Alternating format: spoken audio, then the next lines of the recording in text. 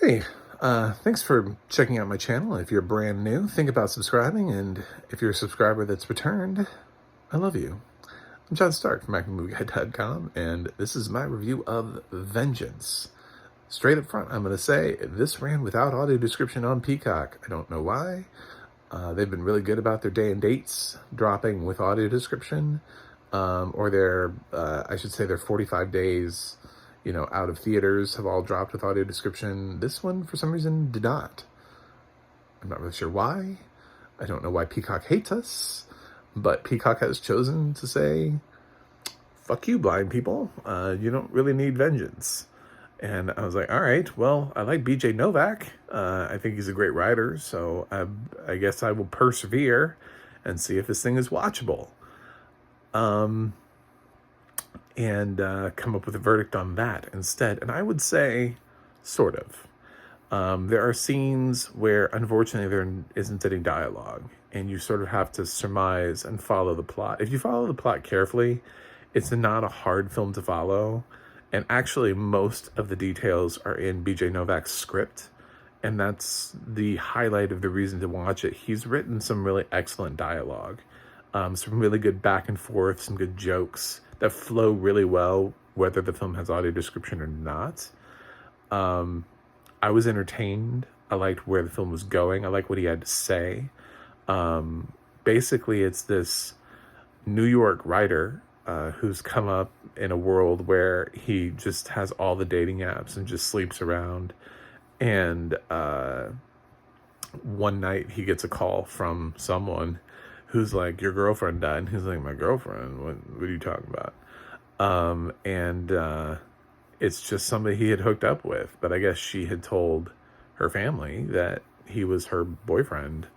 So they're all, sad. And so he actually flies to Texas for this funeral for this girl that he hooked up with once, and pretends to be the boyfriend. And it's kind of awkward, but he starts getting an idea about this podcast. Because podcasts are super popular, and he thinks he has an angle because he's from the big city and these people are from West Texas. I loved the, do you know where Abilene is? And he's like, no, because he starts going through cities, and he's like, you guys near Dallas? Dallas ain't Texas. You guys near Houston? Houston's another country. And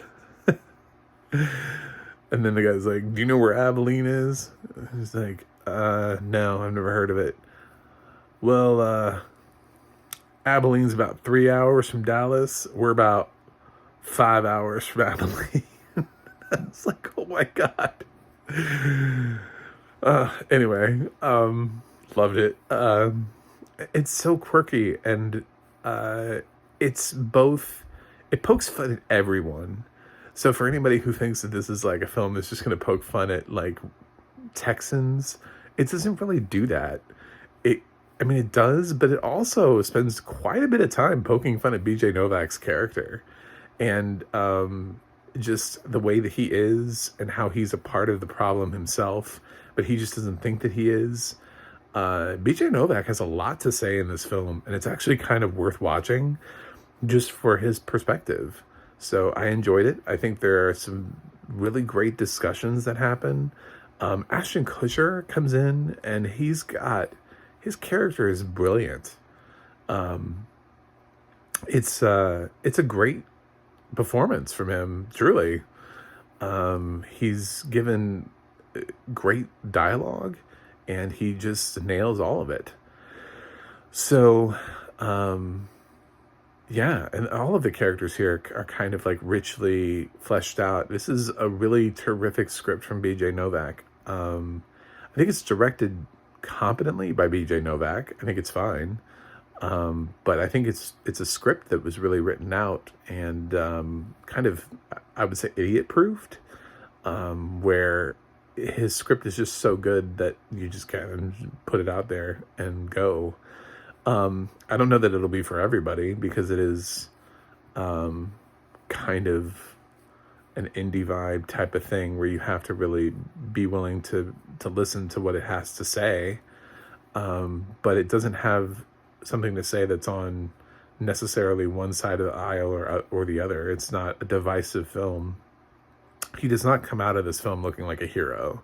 You know what I'm saying? Like he was completely clean of everything, or some sort of righteous person. No, he goes through a character transformation himself, living among these people. There's a scene where he's like injured and they all show up for him because they consider him family, and he's just kind of like shocked by the whole thing, but by both ways. First of all, that anybody would show up for him, but also that these people have just taken him in so quickly, even though they've known him so little.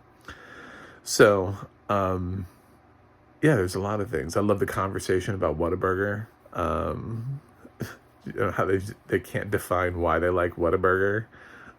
He just keeps trying to get them. He's like, "What about Whataburger do you like?" And he's like, It's Whataburger. You can just go there and you can get whatever you want. It's right there." That was a great conversation. Yeah, you know, I feel like I can't give this film a full, watch it endorsement because it doesn't have audio description. So unfortunately, Peacock has put me in an interesting predicament where I like the film. It doesn't have audio description. So I will say, if you're blind and visually impaired, you can make this choice for yourself. If it's something you've been wanting to see, then watch it, because that's eventually what I decided to do. I was like, all right, fine. It's a Focus Features release. I don't think Peacock is going to come back around to audio description and put it on this film. And Peacock has this weird, I don't know if anybody's ever tried to argue with Peacock about anything, but you argue with chatbots for a long time. It's really hard to get anything done with Peacock. So to try to exert change with Peacock you're exerting it with bots. They don't have humans. I don't think I've ever talked with a human.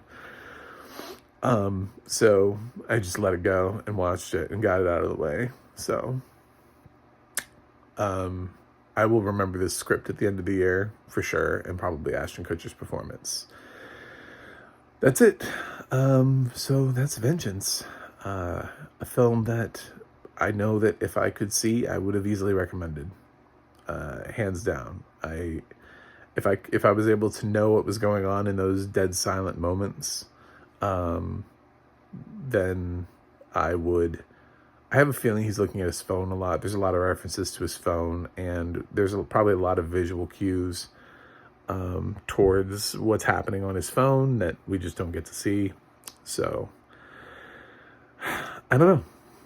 I don't know what to tell you, but it's not my fault it doesn't have audio description. It's Peacock's fault. So if you want to go yell at Peacock and bust down the doors and yell at chatbots, be my guest.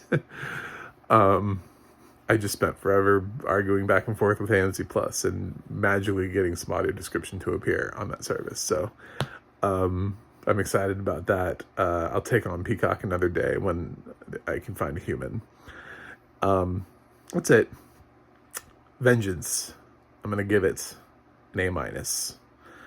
Yeah, I know it doesn't have audio description, but this was one of the more entertaining things I've seen this year, and it really does have that great of a script. I just, there were times in this where I was just watching BJ Novak's script bounce back and forth, thinking like he might be the next Woody Allen. Hopefully not in every way, but writing-wise, the kind of writing that Woody Allen had, where it just kind of was effortlessly bouncing back and forth off of characters, rich characters too, like richly engrossing characters.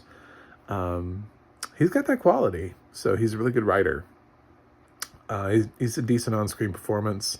Man, the Liam Neeson jokes, the Schindler's List, it was so funny. I mean, he picks out the weirdest things and makes them funny, and it's great. So overall, yeah.